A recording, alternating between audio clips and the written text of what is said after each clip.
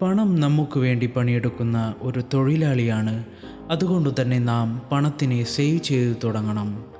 വരുമാനത്തിൽ നിന്ന് ചിലവ് കഴിഞ്ഞാൽ തന്നെ ഒന്നും ബാക്കിയുണ്ടാവില്ല. അതാണ് നമ്മളിൽ പലരുടെയും പ്രശ്നം. ഏതൊരു പ്രശ്നത്തിനും പരിഹാരമുണ്ടെന്ന് നാം ഓർക്കണം. അതിനാൽ തന്നെ ഈ ഒരു പ്രശ്നത്തിനും പരിഹാരമുണ്ട്. നമ്മൾ പാലിച്ചു പോകുന്ന ഫോർമുലയിൽ ചെറിയൊരു മാറ്റം വരുത്തിയാൽ മതി. Income minus expense is equal to savings എന്നതിനു പകരം income minus savings is equal to expense എന്ന് മാറ്റി നോക്കൂ. ഒന്നുകൂടി വിശദമായി പറഞ്ഞാൽ, ഇൻകത്തിൽ നിന്നും സേവിങ്സ് മാറ്റിയ ശേഷം ബാക്കി തുകയിൽ ജീവിക്കുക. ഇന്നേ വരെ കൃത്യമായി സേവിങ്സ് തുടങ്ങാത്തവരെ സംബന്ധിച്ച് ഇങ്ങനെയൊരു സിസ്റ്റം വളരെ പ്രയാസമാണ്.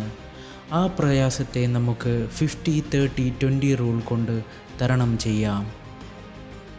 ചെറിയ ചുവടുകളാണ് നമ്മെ വലിയ ലക്ഷ്യത്തിലേക്ക് എത്തിക്കുന്നത്.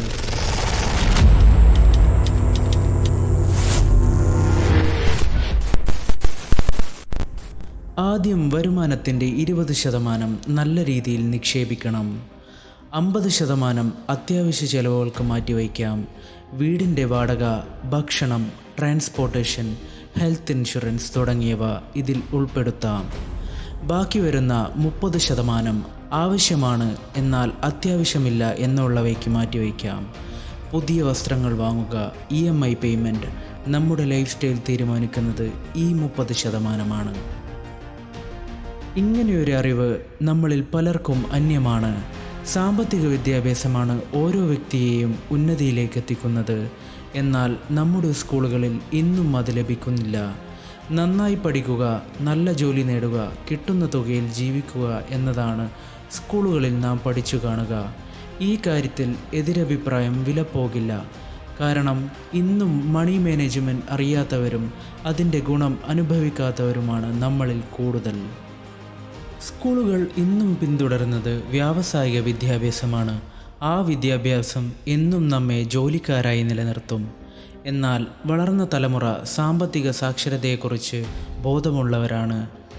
ആ വളർന്ന മനസ്സാണ് നിങ്ങളെ ഈ വീഡിയോയിലേക്ക് ആകർഷിച്ചത്.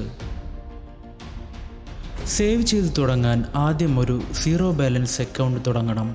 കാരണം മിനിമം ബാലൻസ് കീപ്പ് ചെയ്യേണ്ടതില്ല. നിരവധി 0 ബാലൻസ് അക്കൗണ്ട് ആപ്പുകൾ ഇന്ന് ലഭ്യമാണ്. സേവിങ്സ് എന്ന് പറയുമ്പോൾ പലരുടെയും മനസ്സിൽ ഇൻവെസ്റ്റ്മെൻറ്റ് കടന്നു വന്നേക്കാം.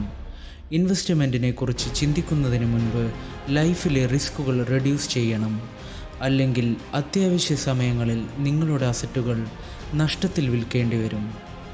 എന്തൊക്കെയാണവ? എങ്ങനെ പരിഹരിക്കും?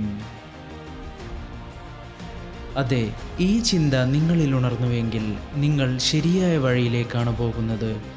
വലിയ ലക്ഷ്യങ്ങൾ, സ്ഥിരമായ ചെറിയ പ്രവൃത്തികൾ നമ്മുടെ ജീവിതം മാറ്റിമറിക്കും.